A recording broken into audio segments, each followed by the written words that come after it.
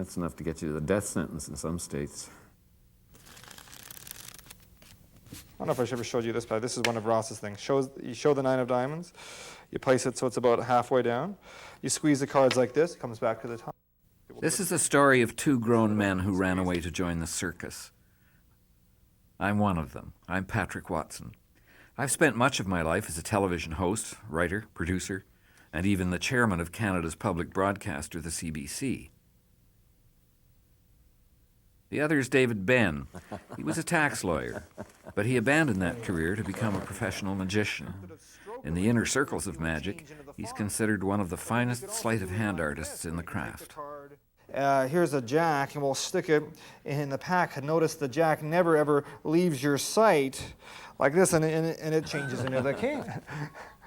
So you could just deal down a bunch of cards until you want to get to a card that you want to do the change with. Let's say here's the 10, you want to change it into, I don't know, a king, like this, and it would change into a king. The summer I was 65 and David Ben 35, we agreed to collaborate on creating a piece of theater that drew on the conjuring of the 19th century, a period we both consider magic's golden age. Our roles would mesh perfectly. David would perform it, I would direct it, we would write it together. It began as something rather playful, but it became much more than that. Publicly, we had put our reputations on the line, and privately we had made a huge, if tacit, undertaking with each other.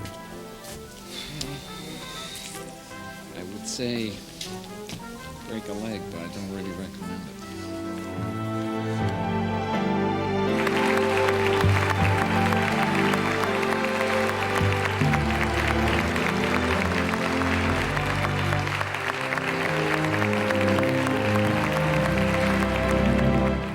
Ladies and gentlemen, thank you for your most gracious welcome. It is indeed a pleasure to be back in this legendary hall. And I am particularly happy to see so many of you here this afternoon after the calumnious critique in the Times this morning, September 13th, 1909, St. George's Hall. The conjurer achieves all of his effects by means of elaborate mechanical apparatus or by the excessive use of his sleeves. Well, this afternoon I shall begin by performing with articles borrowed from members of the audience. Did anyone happen to bring an egg? No one? Well then, we'll use mine. The magic I'd performed as an adolescent had given me some very useful tools for my career in the media, but I think it had also left me with a wistfulness for this kind of magic, making mysteries happen in front of audiences. I shall need an assistant from the audience. May I have this young lad right here. Would you please join me on stage? Please welcome him to the stage with your generous applause. Thank you. Young man, are you right-handed or are you left-handed? Left-handed. Left-handed. Splendid. Reach in with your left hand. Do you feel the egg? No. No. Remove your hand. Do you see it? Small white ovoid object? No. No. With your right hand, with your left hand, hold the bag here. Splendid. Now with your right hand, take an imaginary egg from the air. Gentle. Now drop it carefully into the bag. Splendid. You must now make a magic gesture over the bag and say some magic words. Go ahead. Abracadabra. Abracadabra. Reach in to retrieve the egg.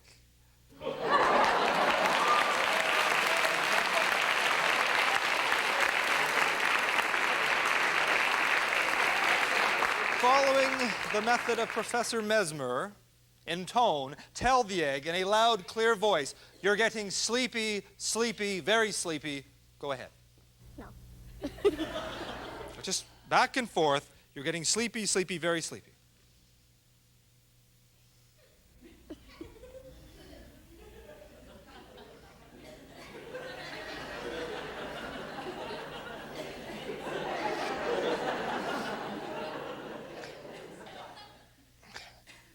is very good.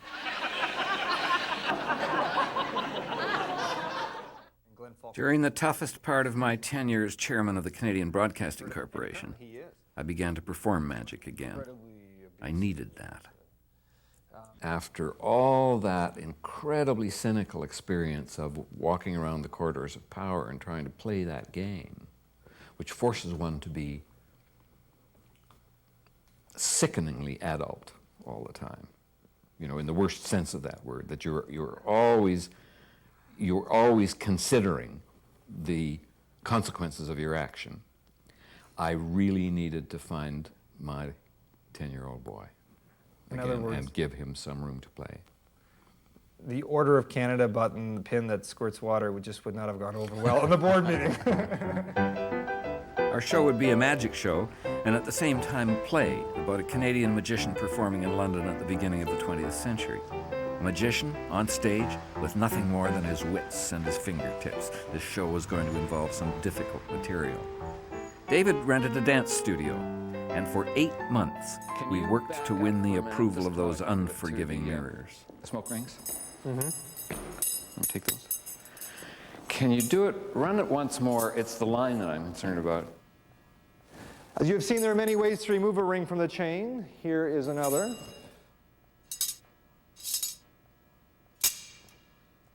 So we are left where we began with 2 solid rings, like rings of smoke. That's nice, isn't it? Rings of smoke. I predict that phrase will be used decades from now, yeah, even unto the end of this, the 20th century, wherever magicians gather to perform this wonder. But I digress. Like rings of smoke, they drift apart.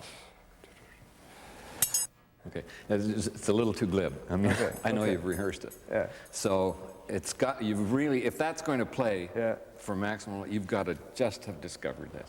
Okay. And like rings of smoke, rings of smoke. Give us a sense of discovery. Stop on it. And the unspoken text is, holy smoke, that's a nice line. Geez, I bet other people will use it. Okay. Okay. Well, say when? Yeah. Like rings of smoke. Rings of smoke. That's nice, isn't it? Rings of smoke. I predict that phrase will be used decades from now, yea, even unto the end of this, the 20th century, wherever magicians gather to perform this wonder. But I digress. Like rings of smoke, they drift apart. Madame, may I have your 2 rings? I will now attempt something with which until now I've only had moderate success. I will attempt to throw these 2 rings examined by this lady into the air, causing them to link at the midpoint of the journey. For David, the project was a test. Was he ready to climb from the convention podium up onto the legitimate stage? 1 ring linked with the other. For me, well, I had to deal with professional colleagues and with family who suspected that perhaps I'd gone too far in search of that 10-year-old boy. Watch the ring. For Suleiman Fatah, an artist and teacher and David's friend and assistant since their university days, and a very private person, it was going to be a move from backstage into the footlights. so what we have been doing together around this, and indeed all the pieces, is finding a way to create ultimately a 1-hour narrative in which the plot is this guy's discovery of and refinement of a number of classical magic effects which he is now bringing to the audience. So here's how I found this. Sigmund Freud made me think about this. No amount of physical force can separate the rings. To negotiate their separation, one would have to be Bouchard. Something like that? Yeah, that's it. Not something, that's it. Sully's ambidextrous pens were already mapping out what lay ahead for us. I freely admit it, there's a hole here and a hole here. You may laugh, but if I reach through the hole, I can remove the ring. And just as one ring would pass through the other, so too the other would pass through the other, leaving me in the unenviable position of having 2 rings trapped on my arm. Watch. 3. I will now attempt to form a chain of 3 rings by causing this 1 ring to travel down my arm. link itself onto the first link of the chain, conduct a somersault onto the second link of the chain, all performed with just a flick of my elbow. You think perhaps I jest. 1, 2, 3.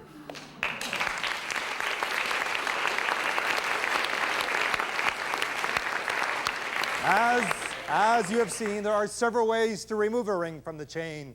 Here is another. Leaving me where I began with 2 solid rings, but like rings of smoke, they drift apart. I have a confession to make. When I first saw you back in Magic, I thought, here's another goddamn dilettante getting back into Magic, and then there'll be all these people just, sucking around, and he's probably just butchers the material, but they're paying lip service to him anyway. And I just vowed I would not take part in this.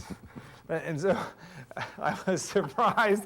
You never told me this week. Well, no, and then I saw other people sort of hovering around, and I said, he probably just does, shit stuff, and...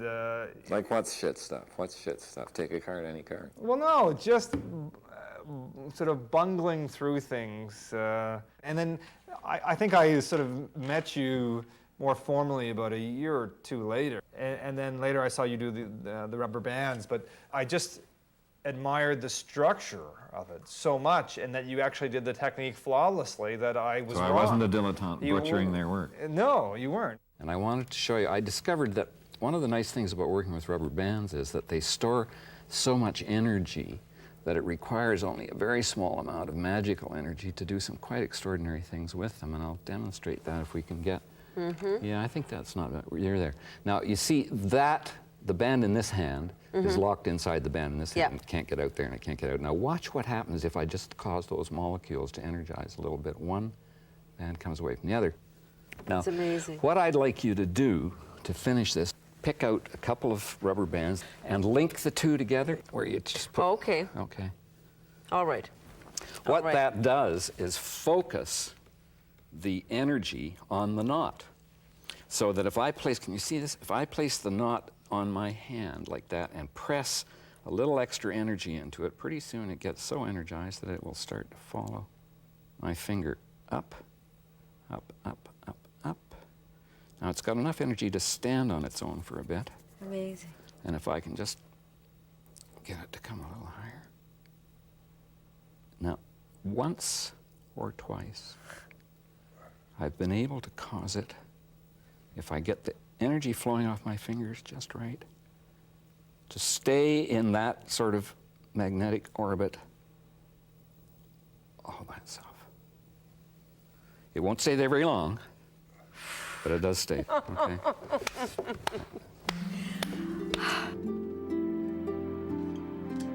The best magic has always invoked awe and wonder, like the best of any performing art. Of course.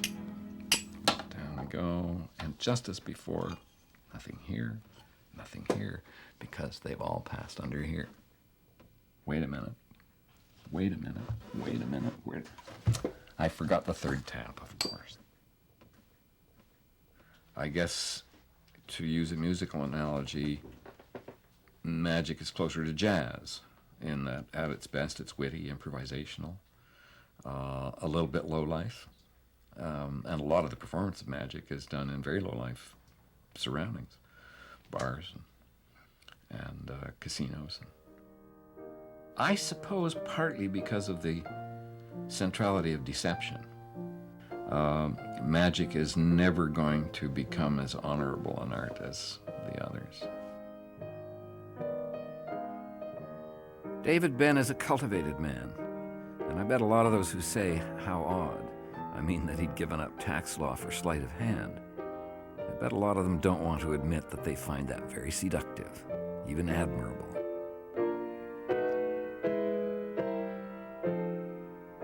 People haven't come up to me and said, why did you, leave law to do magic? And I used to try to give them a fuller explanation by saying I didn't want to practice law for 20 years and say, what if? I wanted to spend more time with my kids. I wanted to be less argumentative with my wife, et cetera, more control over my own time. But the real answer is, I just love this stuff.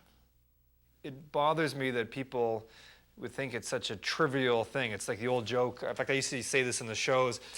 How many of you, when you heard that I was a lawyer who left law to perform magic, thought, here's someone who's too lazy to work and too afraid to steal? And the people like applaud. And I think that's so sad because they think, the general public thinks that magic is such a simple game and that it would be much better to be like a prestigious thing like a lawyer.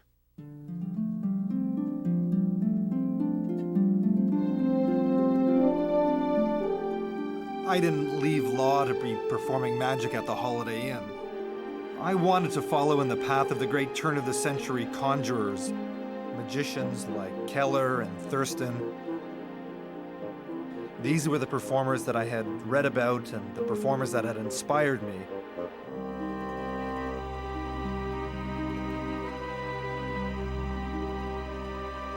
I wanted to be like them and to perform magic on a real stage in a real theater in front of a theater audience.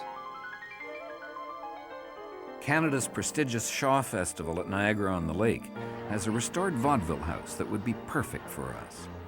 Now, their mandate is producing plays from George Bernard Shaw's lifetime. All our magic would be drawn from that period. So we approached the festival's director, Christopher Newton, and he sent Dennis Johnston to check us out.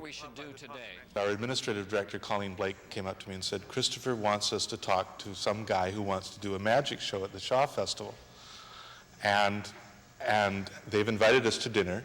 I was there first and felt extremely foolish about all this because it all seemed so improbable. And then Colleen came along and we both felt foolish together. And then David and Patrick came in and there was Patrick Watson looking just like he did on TV all those times. We had no intention of going for this idea when we went for dinner, which I just wanted to meet Patrick Watson and get a free meal. So David stood up in this aisle and he started doing the card tricks where he makes these cards disappear into thin air. And I am about 3 feet away from where his hands are working, and I can't see where these cards are going. I have no idea how he's doing this. And in the meantime, people are coming to and from the washroom, so you get these cards disappearing, excuse me, pardon me, shuffling back, excuse me, pardon me, coming back, and then Patrick does some psychic tricks after dinner. It was one of the most bizarre experiences of my life. Colleen and I came out of the restaurant. We were walking towards our cars, and we said, both of us said to each other, I can't believe this, but I really want to do this show. I couldn't believe it either. I was going to have the chance to follow in the footsteps of those great ones like Carter and Germain. And Okito, whose floating ball had fascinated me for so long. I spent years studying, researching, tracking down every piece of information so that I could recreate the subtleties of his technique and, more importantly, the beauty of his choreography.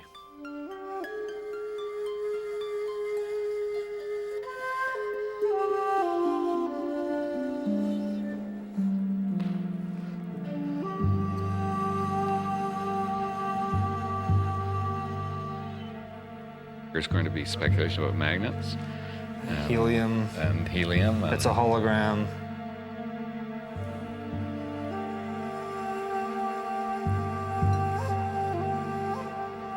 Well, the issue here is the hoop, and do we need it?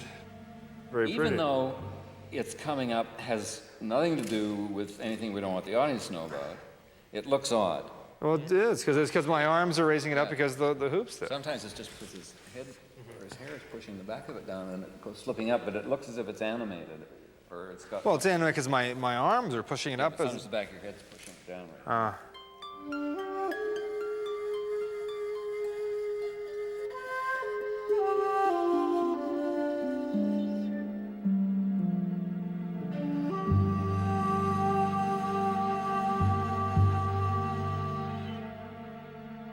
Well, there's something in this whole relationship that touches the Zen saying about when the student is ready, the teacher will appear. But it's a two-way street. I'm certainly being taught by David as much as he's being taught by me. I think that while there is teaching going on, and in a very deliberate sense, David will take me and take my hands and take me through a movement, the vanishing of a card or a coin. And I will take him and take his body and put him through a turn away from the guest on stage to the audience to do a Jack Benny timing for reaction and surprise. But more importantly, there's a mutual exploration. When you're pitching soap, you don't go, how much for this bar of soap? It's how much for this bar of soap? And so it's up, and then you can come back in, do it, and with the turn, and then the lean forward. And the after sell is important, that once you've done the change, you don't have to prove anything. Yeah. You could just say, here. Okay, so that's better. Yeah, it's much better. Yeah. We are very close. And he's become certainly another mentor. I would consider him the 5th mentor that I've had. But he's also very much a father relationship like the one that I never had, because my father died when I was very young, and he was so active and busy when he was alive that we rarely saw him anyway. But we're very close. David's had all through his life this important thing about mentors, and for him the great mentor was Ross Bertram, a man of exquisitely refined skills, very focused, very obsessed with his craft.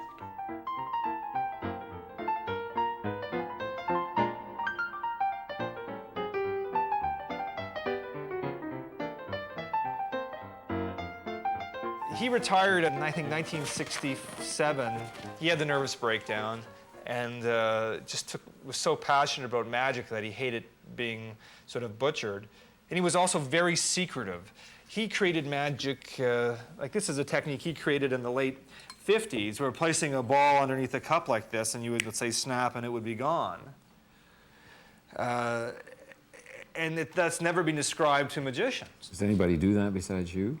I don't think so. I mean, I think they would maybe try to reconstruct it. They wouldn't know the exact technique on it. But Ross kept everything very secretive, because he erroneously believed, I think, that everybody could do this stuff, and that if he shared it with other magicians, they would take away his livelihood. He didn't realize that what he was doing was virtuoso work, that nobody was going to do this stuff.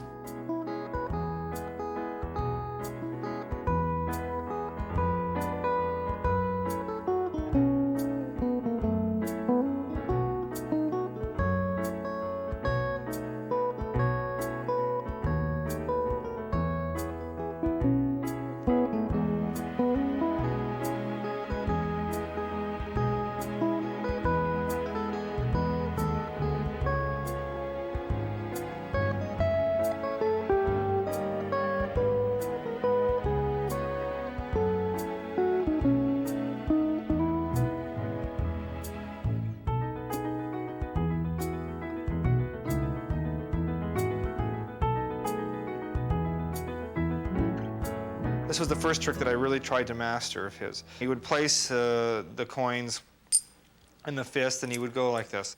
Place them on the back of his hand, place one, and then the second coin he'd sort of push through like this, blow, and he would change into a bill, and at that time it would be a $1 bill.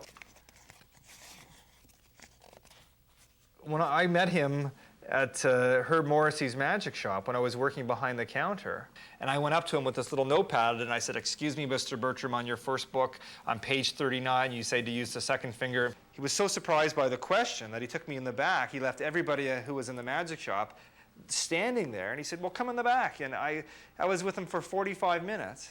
And then at the end of it, he said, "Hey, let me show you this." And I'll never forget it as long as I live. He just stood there and he took the cards. He said, "What do you think of this?" And he goes, boom, number one, number two. And man, I had no idea what was going down. And it was just so magical that I'll never forget it, as long as I live. The 5 vanishing points of Robert Houdin.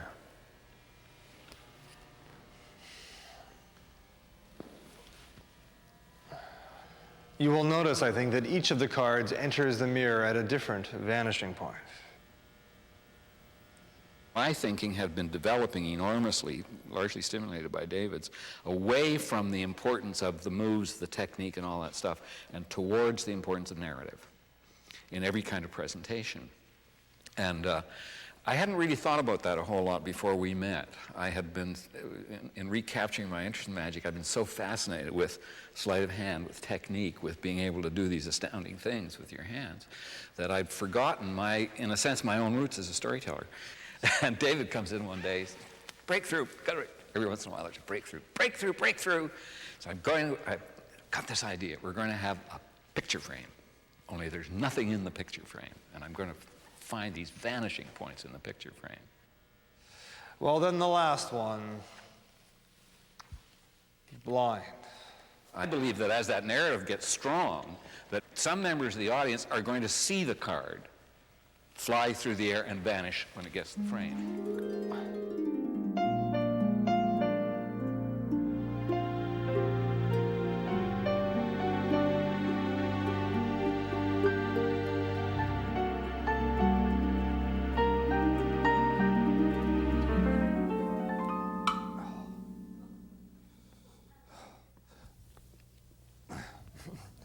Off the post.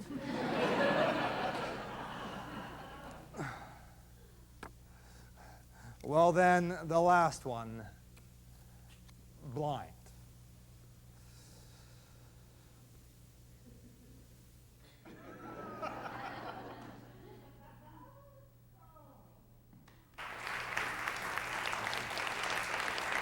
That was the easy part. Removing them from the mirror is far more exacting.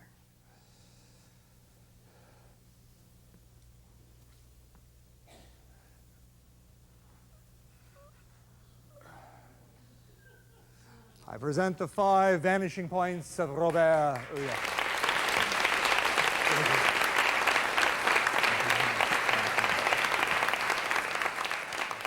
So this is the backdrop. The need to deal with all the concrete details that would make the magic happen on stage kept us focused on the here and now.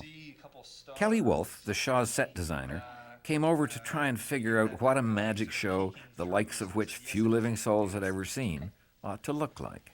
Perhaps if I show you this Carter litho that I acquired, it'll help out. Just to give you some background, the Carter, who we're going to see, was this magician who was always sort of second tier compared to Keller and Thurston in this period. And Keller was known for these stone lithos.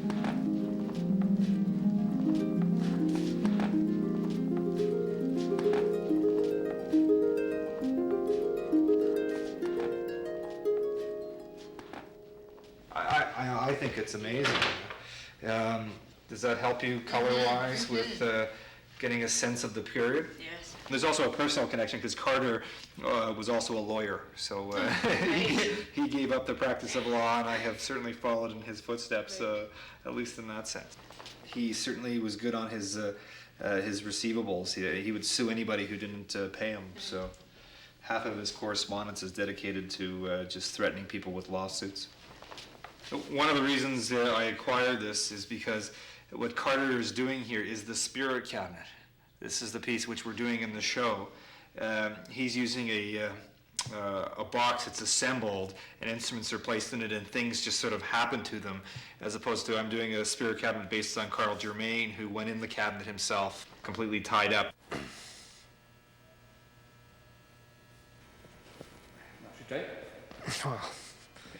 Tight enough. As soon as I enter the trance state, please close the curtains as quickly as possible.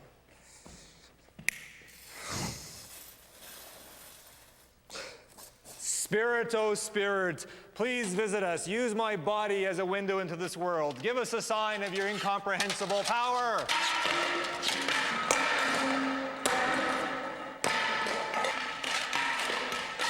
Open the curtains!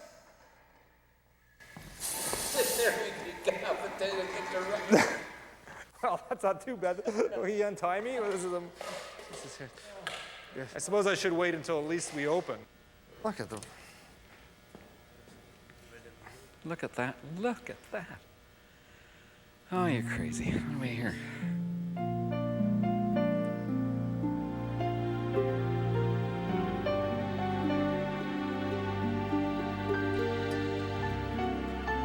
Ladies and gentlemen, in a moment you will see a series of spirit manifestations, the same sort used by spirit mediums to convince the public they possess some special gift. I assure you there is no deception. Everything you are about to witness is a total fraud. Thus warned, I think we shall begin. You, sir, must hypnotize me a la Mesmer. As you may recall, I am an easy subject. You may use a watch, you may count backwards, use mesmeric passes, recite a poem by Mr. Robert Browning, or indeed any other device well known to induce a deep sleep. As soon as I have entered the trance state, please return to your position so that the curtain may be closed as quickly as possible.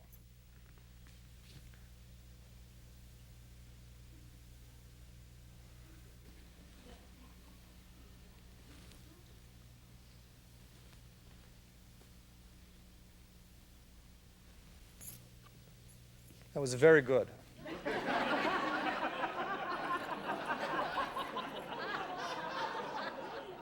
Spirit, please visit us. Use my body as your window into this world. Please give us a sign of your presence.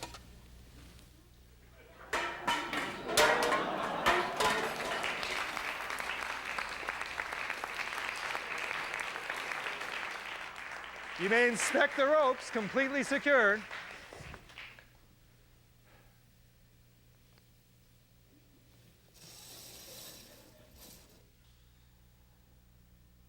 Spirit, there are still skeptics who do not believe in your power. Give us another sign.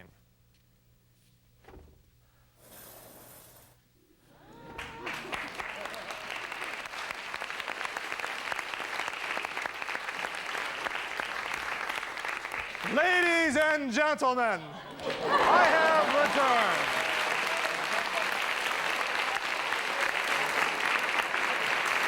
Thank you very much for coming up. Thank you very much. Thank you very much for coming up. And my first paid show ever. Age? God, I had to be, no, I was about 16 years old. That's right. I remember because I got a speeding ticket going to the show. My father flipped. Because it was for him, and I was ready. He was a Shriner. Your dad? Yes. And it was at the Ramses Temple on the lakeshore. And I get up and I say, "Nobles, we have some entertainment."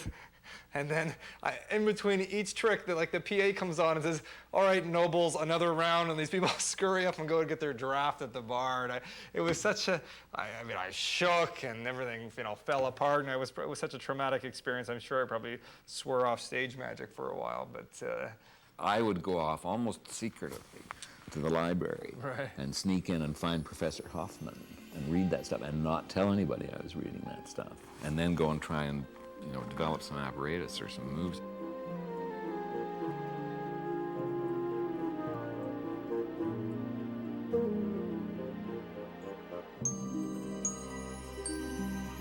I remember, did you ever perform for your parents? I remember one of the great my mother has never seen me perform. Well, see, one of the great justifying moments was when Johnny Jordmain taught me how to do the multiplying billiard balls and sold me a lovely little German-made set for $1. Maybe even 75 cents. They're beautiful. I wish I still had them. And I took them home and I practiced in my room for about an hour. When I came down to dinner, I said to Mom and Dad, "I want to show you." I would have been 10 or 11. And it never occurred to me that this might be a slightly odd thing to do. And it certainly never occurred to them that I was going to do. And they were astounded. And that was a marvelous moment of legitimation. So we're going to run through the whole show. I think we should run through it without interruption once, make notes, and then we'll talk afterwards. That'll give you some idea of the timing. We think on the basis of several runs, with allowing lots of time for audience participation, it times out at 55 on the button. 2 weeks to go. This would be the first time most of the festival people would get to see the material. The Shaw's stage manager, assistant director, and lighting designer came to the studio. It's like I'm doing like a casting audition here, but I've already got the gig, It's like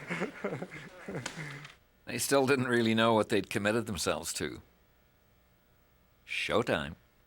Madame, Do you recall the name Jean-Eugène Robert Houdin? No.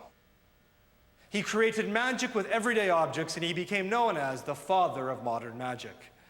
He was also a noted scientist, so this afternoon I thought it would be interesting to demonstrate one of his almost forgotten experiments.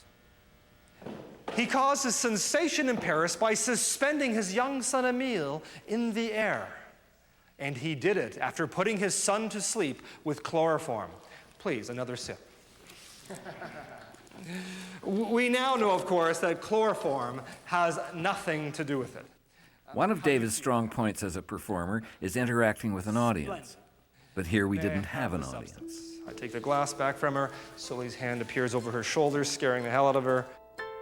It seemed to be asking a lot of these people to imagine what it would be like on stage, on the night. Lie across the board, your feet here, your shoulders here, your head will extend over the end of the board, your hair will cascade, it will look exquisite.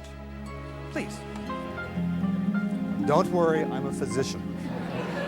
Your shoulders right back, splendid, a little further back for me. Splendid. Head right down. Photograph, please. Place the palms of your hands against mine. Apply a little bit of pressure and hold it just like that. Even in these modern times, one cannot be too promiscuous with one's attire.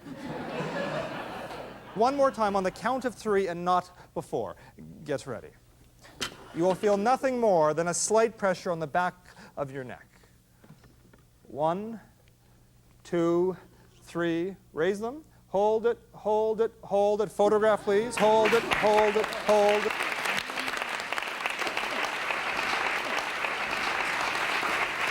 Stay there. Splendid. All of this is for you.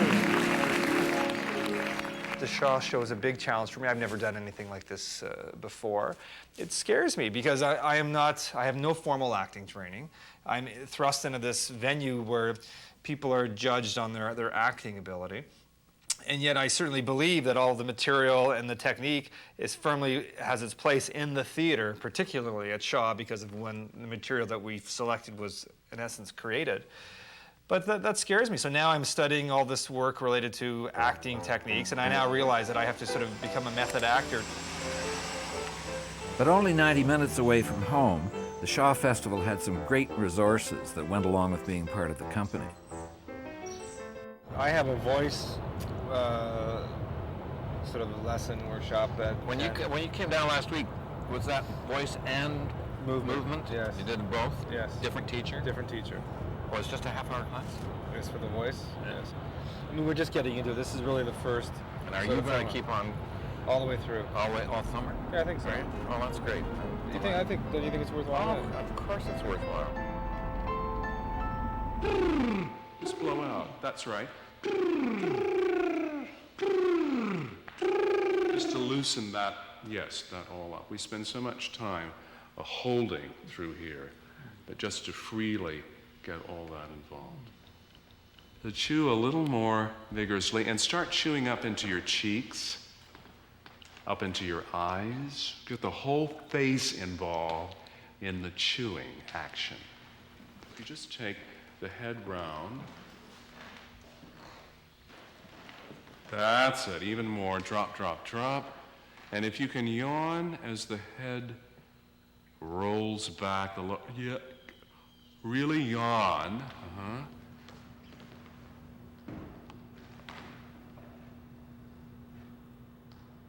The opening was almost on us, but I knew there was still a long way to go.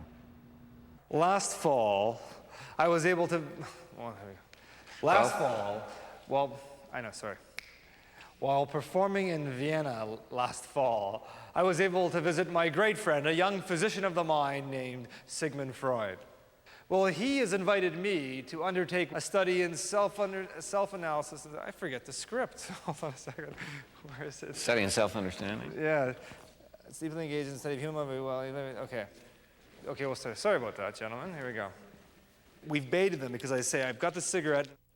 It's a classic of magic to borrow an object and destroy it, only to find it later in another borrowed object. Stop! I almost forgot. I am bound to give a receipt for articles that I borrow. with a young man currently holding the bill kindly tear a corner off it about the size of a postage stamp. Go ahead.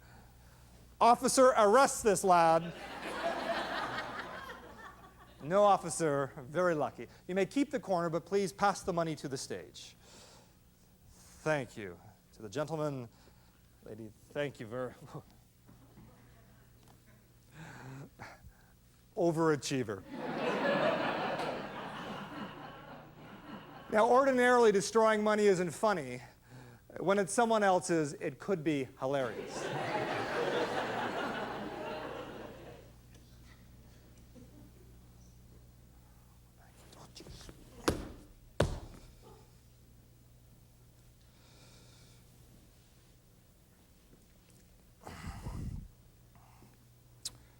Sir, with whom do you bank? Toronto Dominion. The Toronto Dominion. May I suggest you transfer your funds to a more reliable institution? Say that you recently formed Barings Bank here in London? May I have the cigarette, please? Believe it or not, the banknote which this gentleman advanced when this young lad, identified by tearing off a corner, has dematerialized and rematerialized inside this cigarette. That's right, the very cigarette selected and guarded by this member of the audience. You don't believe me. The proof is in the cigarette. I will tear it open very, very slowly.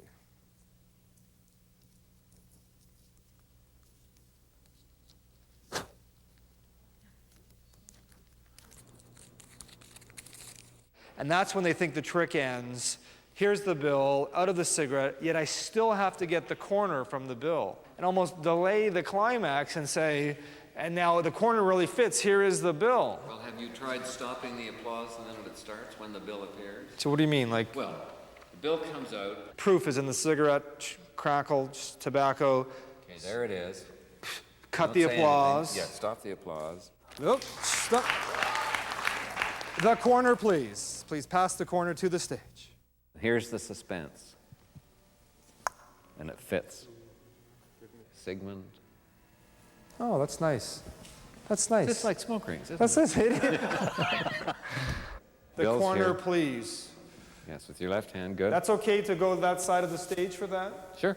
Okay, like this, like this. Yep. And then come back up. Corner up. Sigmund, no longer a fantasy, the borrowed banknote inside the cigarette. Thank you very much.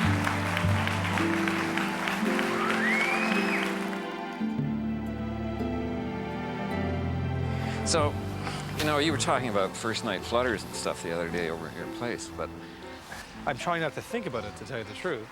I'm trying to be so busy that I don't even think about the opening preview, because even though the Shaw's used to doing a series of previews, I think my shot is I have to be perfect first preview. And I actually, if I think about all the people that are out there, I'm worried about getting the shakes. If I, in that first line of dialogue, can say, well, No. we'll use mine, and they laugh. Well, then we'll use mine. That's my comfort, that's my blanket. That little piece of cloth is my blanket.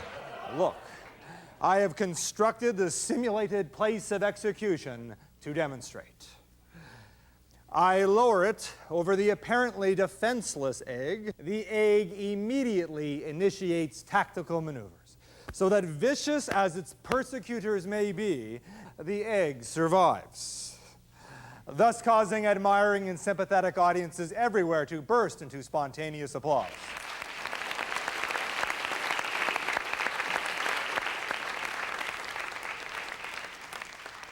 For the egg. The technical rehearsal was very demanding. It was the very first time working through the lighting cues and the sound cues. And then when we came to the floating ball, the piece that's taken me years to reconstruct, and I've been working virtually every day in a studio since last September, we couldn't do it.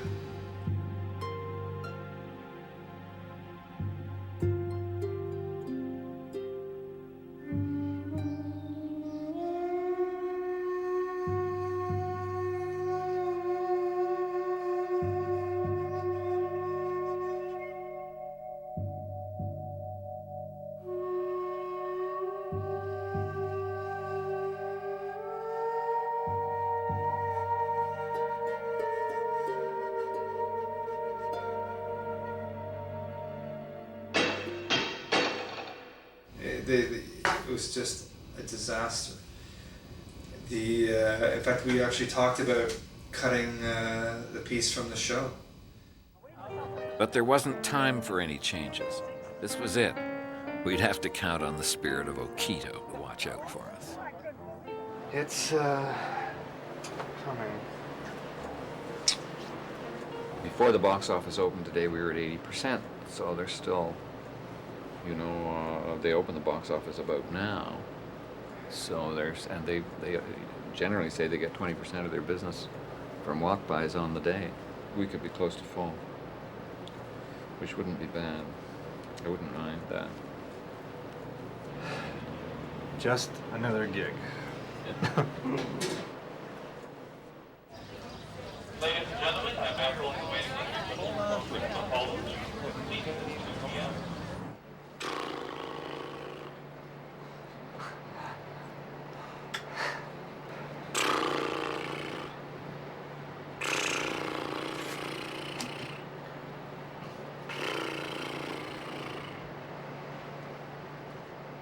I mean, I've got a lot of. I've been going around telling everybody in the world this is the best magic show they're ever going to see, which it is, which it will be. David, half hour, please. Okay. Oh, I didn't hear her say that. Is that right, Karen? She's the. Oh, she's. Boy, first your sister becomes a Buddhist. Now you're wearing this. Your dad's just gonna love it. Oh yeah, but you see, that's it. Okay.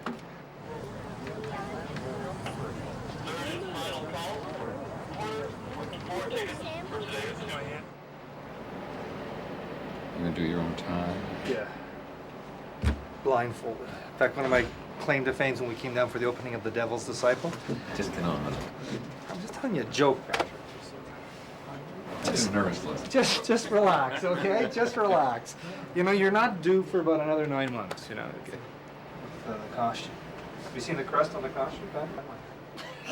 Everybody always, they hate my hair. Everybody hates my hair. I love your hair. Please, gentlemen, we'll be starting in 5. Not yet. Okay. It makes sense with the makeup too. Yeah, it masks him out from the way the robe had done for his body. On the 49th bar.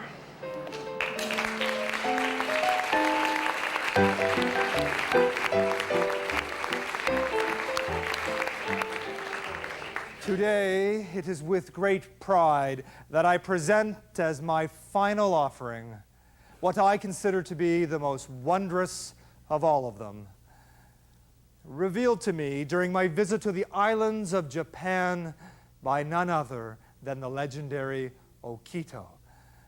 I dedicate the presentation of his wonder to his illustrious name, Okito.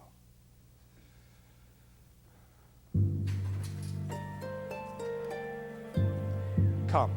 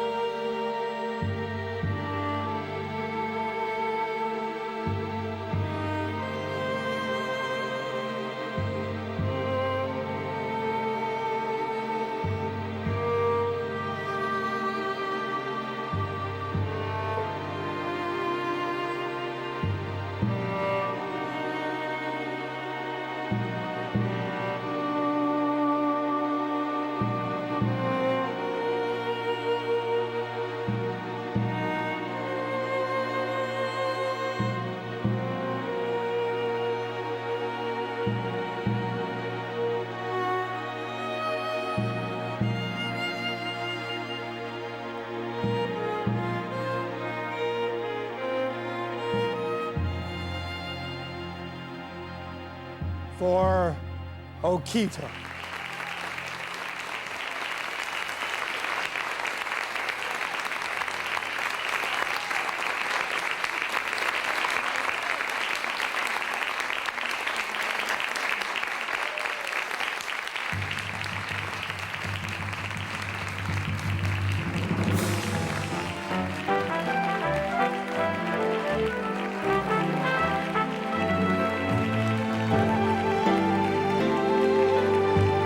For Okito.